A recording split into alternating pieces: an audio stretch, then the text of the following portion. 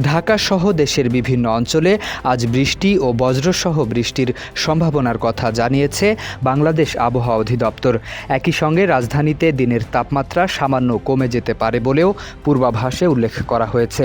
বুধবার সকাল 7টা থেকে পরবর্তী 6 ঘন্টার জন্য দেয়া পূর্বাভাসে বলা হয়েছে, ঢাকার আকাশ অস্থায়ীভাবে আংশিক মেঘলা থাকতে পারে। এ সময় বৃষ্টি বা বজ্রবৃষ্টির সম্ভাবনা রয়েছে। দক্ষিণ অথবা দক্ষিণ পশ্চিম দিক থেকে ঘন্টায় 10 থেকে 15 কিলোমিটার বেগে বাতাস প্রবাহিত হতে পারে। এদিকে দেশের অভ্যন্তরীণ নদীবন্দরগুলোর জন্য দেওয়া সতর্কবার্তায় বলা হয়েছে, ময়মনসিংহ, কুমিল্লা, নোয়াখালী, চট্টগ্রাম ও সিলেট অঞ্চলের উপর দিয়ে পশ্চিম অথবা উত্তর পশ্চিম দিক থেকে অস্থায়ীভাবে দমকা কিংবা ঝোড়ো হাওয়া বয়ে যেতে পারে।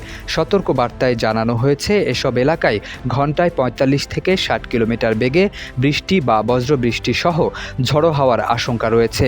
এ কারণে সংশ্লিষ্ট নদীবন্দরগুলোকে 1 নম্বর সতর্কতার সংকেত দেখাতে বলা হয়েছে।